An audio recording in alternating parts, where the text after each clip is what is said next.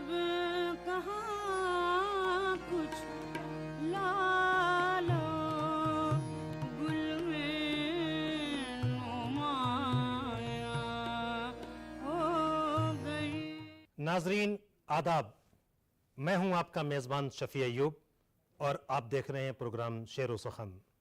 DD Urdu की ये खुसूसी पेशकश शेर व सुखन हम लेकर आते हैं आपके लिए हर बार एक नया शायर, मुमताज़ शायर, शायर का कलाम और उसकी ज़िंदगी के कुछ हालात।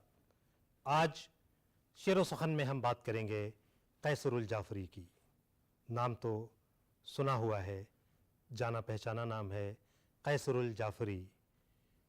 जिस शायर के कलाम को तमाम मुमताज़ गुलकारों ने अपनी आवाज़ में सजाया, जिस शायर ने अपने कलाम की बदौलत न जाने कितने गुलकारों को शोहरत की बुलंदी पे पहुंचा दिया, उस शायर का नाम कैसरुल जाफरी है।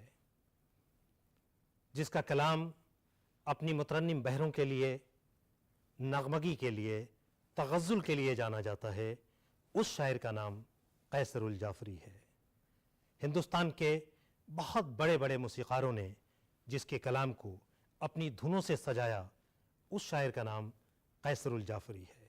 कैसरुल जाफरी एक ऐसा शायर जिसका कलाम हर खास व आम ने पसंद किया, उलमा ने भी पसंद किया, आम राहगीरों ने भी गुनगुनाया, तालिब इल्मों ने अपनी डायरी में लिख लिया और बड़े बड़े नक्काद, शायर और अदीब कैसरुल जाफरी को याद करते हैं।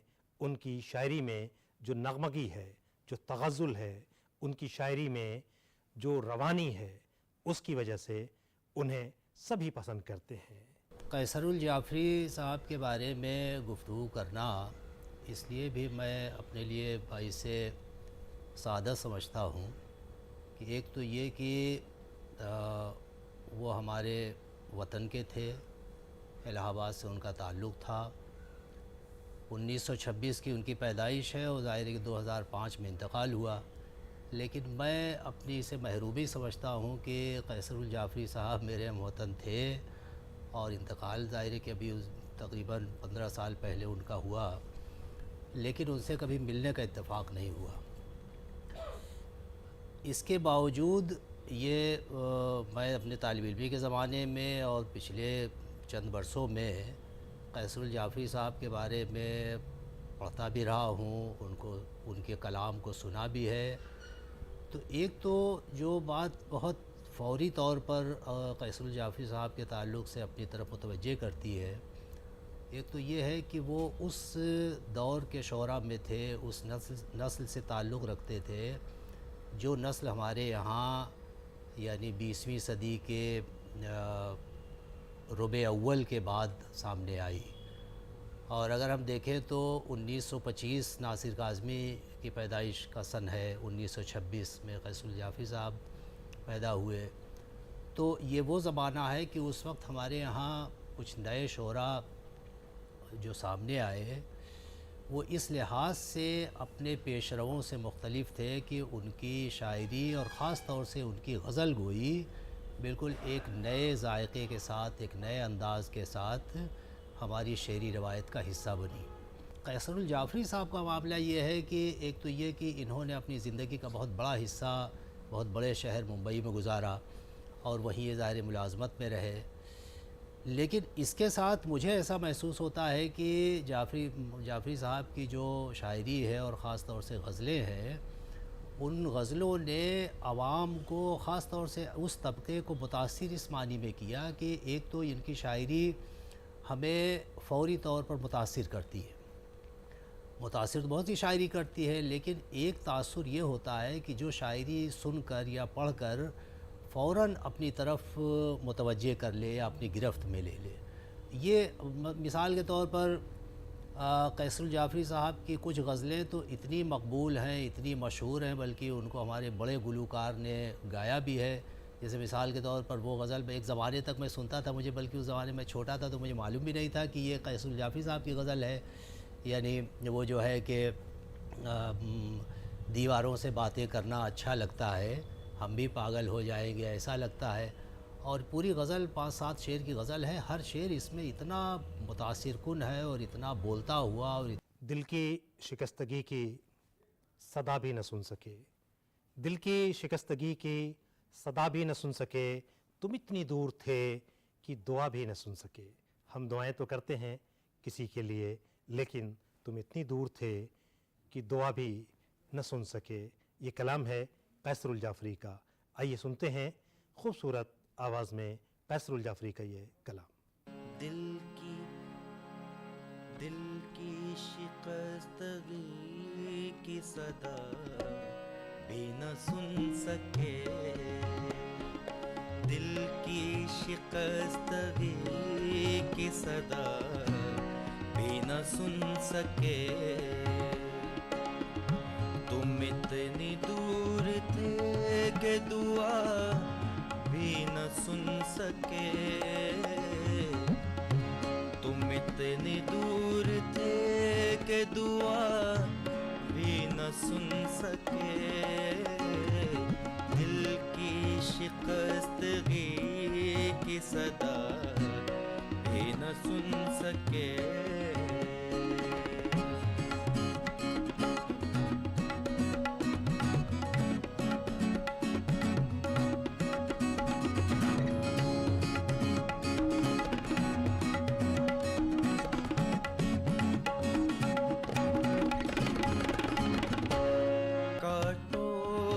कारोबार में शामिल है जहर, कांटों के कारोबार में शामिल है जहर। फूलों की सिसकियों को हवा भी न सुन सके, फूलों की सिसकियों को हवा भी न सुन सके। तुम इतनी दूर थे कि दुआ भी न सुन सके, दिल की शिकस्तगी की सदा भी न सुन सके।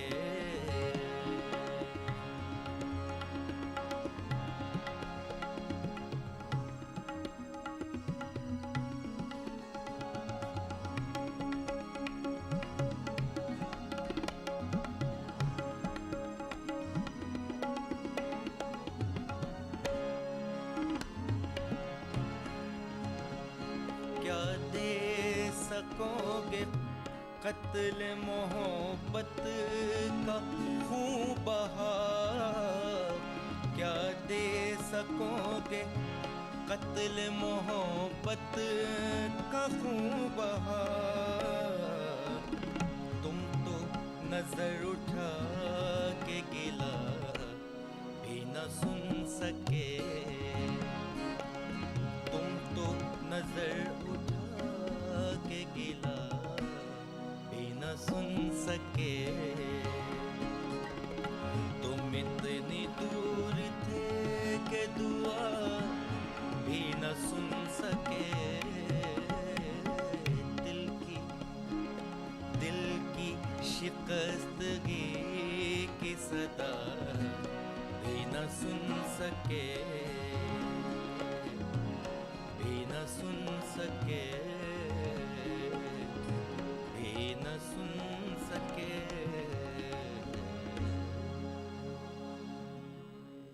जो डूबना है तो इतने सुकून से डूबो, जो डूबना है तो इतने सुकून से डूबो कि आसपास की लहरों को भी पता न लगे।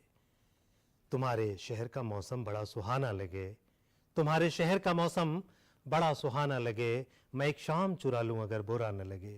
ये खूबसूरत कलाम, ये वो कलाम है जिसने ज़िंदगी के मोड़ पे हमारा साथ दिया है। ये खूबसूरत कलाम है कैसरुल जाफरी का। कैसरुल जाफरी का पहला मजमुआ शाया हुआ, उसके 12 साल के बाद उनका दूसरा मजमुआ शाया होता है। कैसरुल जाफरी बहुत नहीं लिखते थे, कैसरुल जाफरी कम लिखते थे, इलाहाबाद वतन था, मुंबई में सुकूनत पजीर थे, तमाम बड़े बड़े शायर अदीब उनके दोस्तों में शामिल थे, लेकिन कैसरुल जाफरी ने हमेशा मिक़दार के बजाय मयार पे काम किया। कैसरुल जाफरी ने कम कहा लेकिन बहुत उम्दा कहा। कि वो 1949 के आसपास बम्बई आ गए थे। यहाँ उन्होंने रेलवे में मुलाजमत की और एक तवील अरसा उनकी पहली किताब आने में लगा। ये 12-13 साल की जो उनकी शेरी काविशें थीं, उन्होंने रंगे हिना के उन्वान से जो पहली किताब उर्दू दुनिया को पेश की, उसमें उनका बिल्कुल इब्तदाई कलाम मिलता है, जो एक बिल्कुल मंझे हुए शायर का कलाम महसूस होता है पढ़ने के बाद। रंगे हिना का दिबाचा अली मकाम अली सरदार जाफरी ने लिखा था और उन्होंने उस दिबाचे में एक बात लिखी थी कि ये किताब एक रोशन मुस्तक़बिल की ज़मानत देती है। इस किताब में उनकी गज़लें और नज़में दोनों शामिल थीं। कैसरुल जाफरी, जिसका आगाज़ शेरी सफ़र रंगे हिना से हुआ, वहाँ से संग आशना, उसके बाद दश्त बेतमन्ना, उसके बाद मुलसरी का फूल, चराग़ हिरा और उनकी आखिरी किताब अगर दरिया मिला होता। नाज़रीन, मैं दूरदर्शन उर्दू का बहुत और इंतहाई शुक्रगुज़ार हूँ कि उन्होंने वालिद मोहतरम पर यह दस्तावेज़ी फ़िल्म बनाने की सोची और मैं बहुत शुक्रगुज़ार हूँ। और नाज़रीन, आपसे भी दरख्वास्त है कि आप जब इस पूरी दस्तावेज़ी फ़िल्म को देखेंगे तो आपको यकीनन बहुत अच्छा लगेगा और ये एक दस्तावेज़ी हैसियत हो जाएगी इस पूरी फ़िल्म की। वो कैसरुल जाफरी जिन्होंने कभी कहा था कि जहन के सारे दरीचों पे जमी है पतझड़, जहन के सारे दरीचों पे जमी है पतझड़, एक तेरा नाम महकता है गुलाबों जैसा। एक बड़ी अच्छी शायरी, बड़ी खूबसूरत शायरी, जिसने अपने अहद को एक रुझान दिया, एक तरतीब दी और एक बड़ी पुरफ़ज़ा माहौल अता किया उर्दू शायरी को। उन्होंने अपनी शायरी से एक पूरे अहद को न सिर्फ़ एक मुतासिर किया, बल्कि वो अपनी जगह और अपनी शायरी में भी मुनफरिद ठहरे, आज भी हैं और इंशाअल्लाह ताला हमेशा रहेंगे। उनके यहाँ एक बड़ा पुरदर्द और बड़ा असरअंगेज़ रम्ज़ है और एक बड़ा ख़ूबसूरत रुमान उनकी शायरी में मिलता है। मैंने जो आपको अभी शेर सुनाया वो भी उसकी बड़ी अच्छी तमसील है, बड़ी अच्छी मिसाल है। और शेरी एक ऐसा वर्सा है शायरी का जिसकी पजीराई होती रहनी चाहिए। मेरी तरह से मोहब्बत का दर्द झेले तो, मेरी तरह से मोहब्बत का दर्द झेले तो, छुपा छुपा के कोई आंसुओं से खेले तो, छुपा छुपा के कोई आंसुओं से खेले तो। आंसुओं से खेलना कोई हंसी खेल नहीं है, लेकिन कैसरुल जाफरी ने आंसुओं से खेलने का हुनर दिया है। आइए ये खूबसूरत कलाम सुनते हैं खूबसूरत आवाज़ में।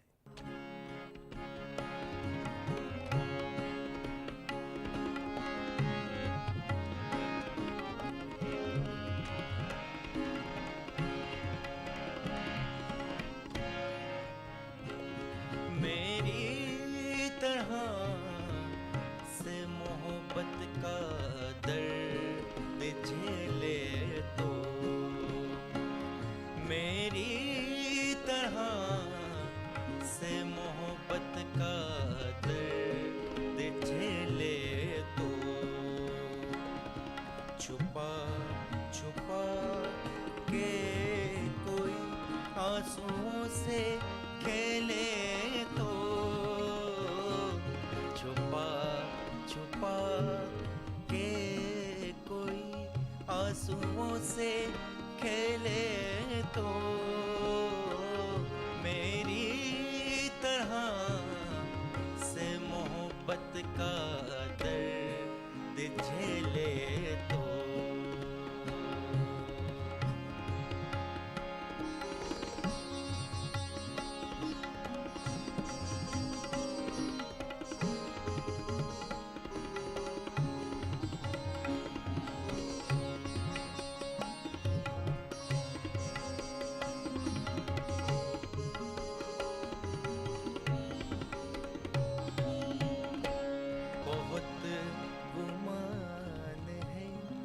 तुझको अपनी खुदाई पर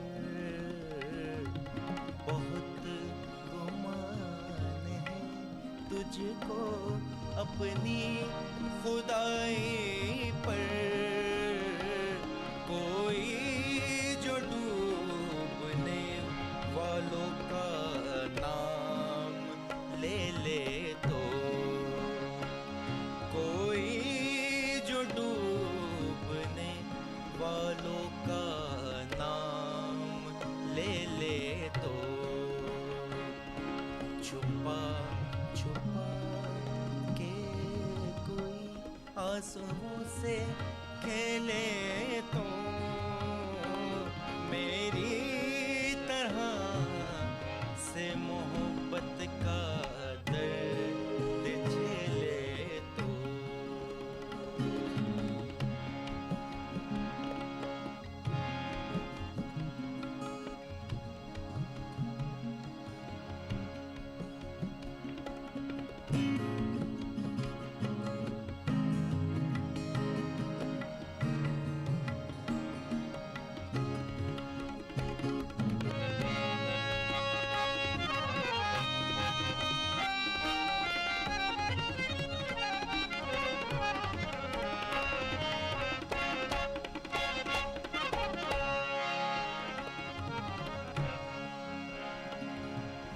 मैं अपनी जात में कैसर छुपा तो बैठा हूँ,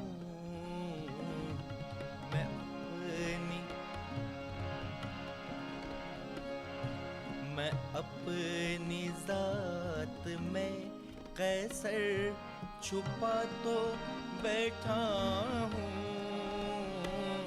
लगा लिए कहीं तन्हाइयों ने मेले तो,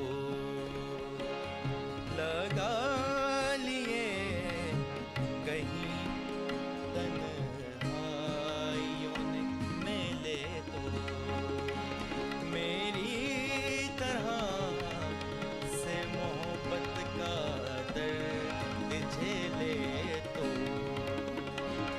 छुपा छुपा के कोई, छुपा छुपा के कोई आंसुओं से खेले तो, मेरी तरह से मोहब्बत का दर्द झेले तो, मेरी तरह से मोहब्बत का दर्द झेले तो, ओ दर्द झेले तो, दर्द झेले तो।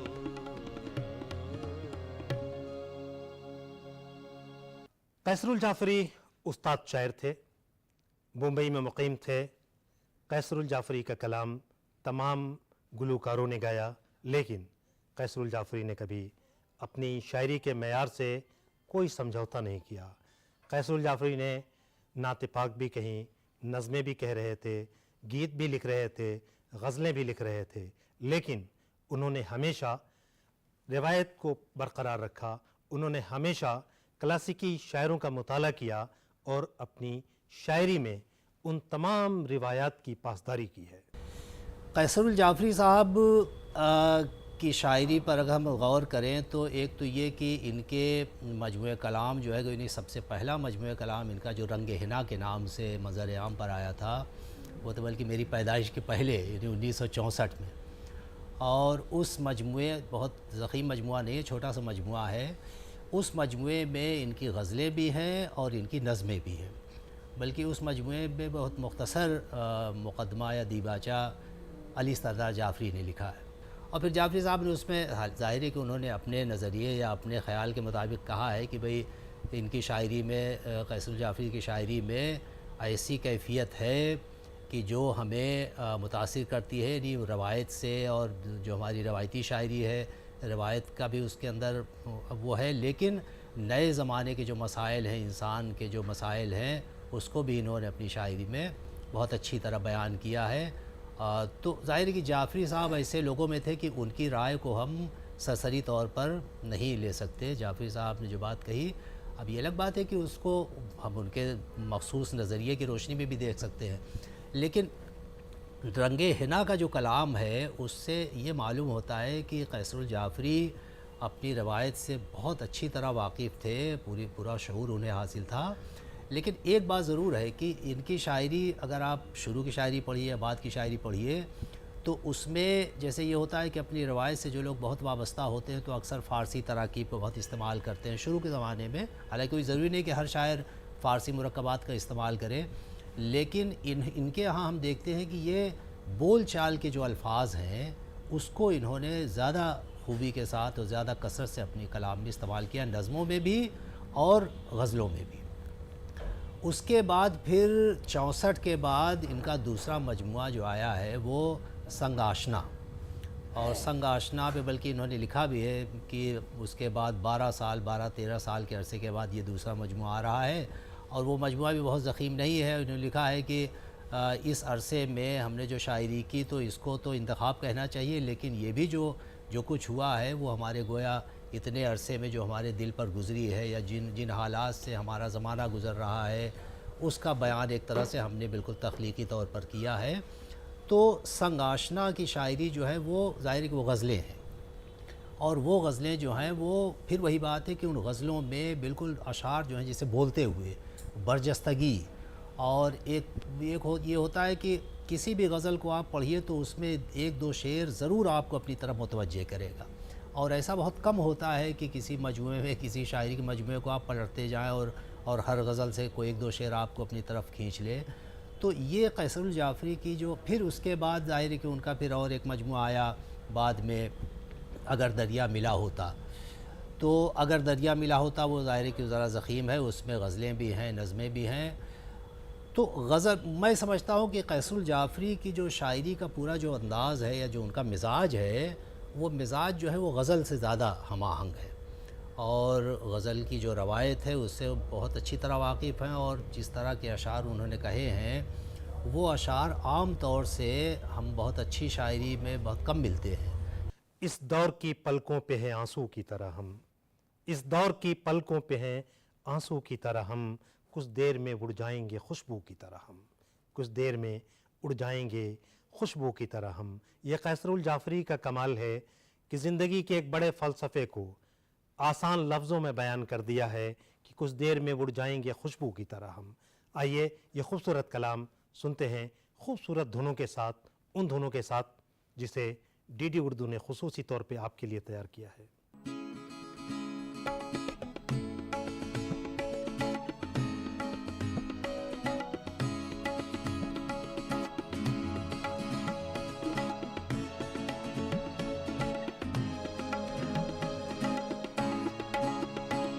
इस दौर की पलकों पे है आंसू की तरह हम, इस दौर की पलकों पे है आंसू की तरह हम, कुछ देर में उड़ जाएंगे खुशबू की तरह हम, इस दौर की पलकों पे है आंसू की तरह हम, इस दौर की।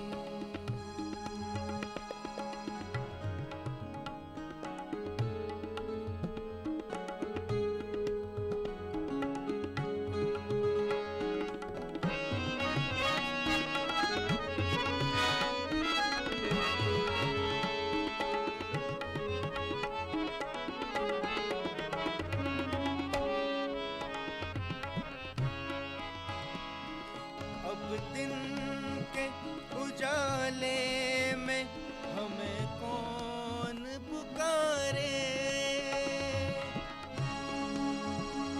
अब दिन के उजाले में हमें कौन पुकारे, चमके थे कभी रात में जुगनू की तरह हम, चमके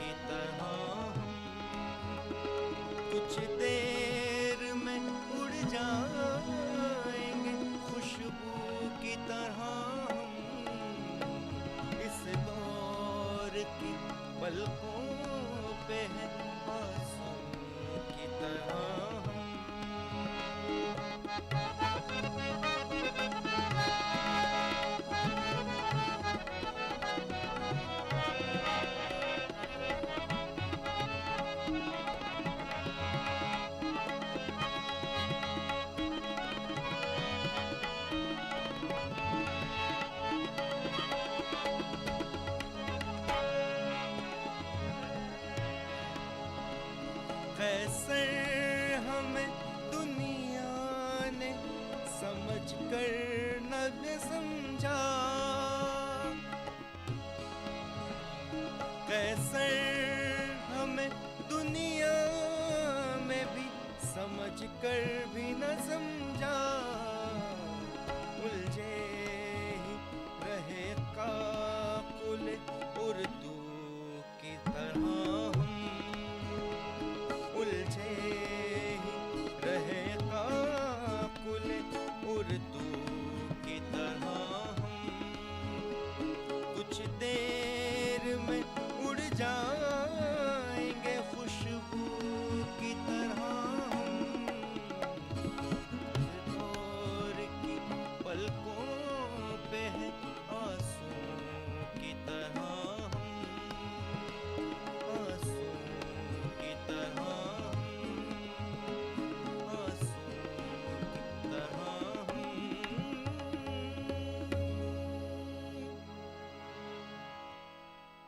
तुम्हारे बस में अगर हो तो भूल जाओ मुझे, तुम्हें भुलाने में शायद मुझे ज़माना लगे। तुम्हारे बस में हो तो भूल जाओ मुझे, तुम्हें भुलाने में शायद मुझे ज़माना लगे। ये कलाम है कैसरुल जाफ़री का। आपने खूबसूरत कलाम सुना कैसरुल जाफ़री का। आपने कैसरुल जाफ़री के शख्सियत और शायरी के बारे में हमारे एक्सपर्ट, हमारे माहिरीन की राय भी सुनी। उम्मीद है आपने हमारा ये प्रोग्राम पसंद किया होगा।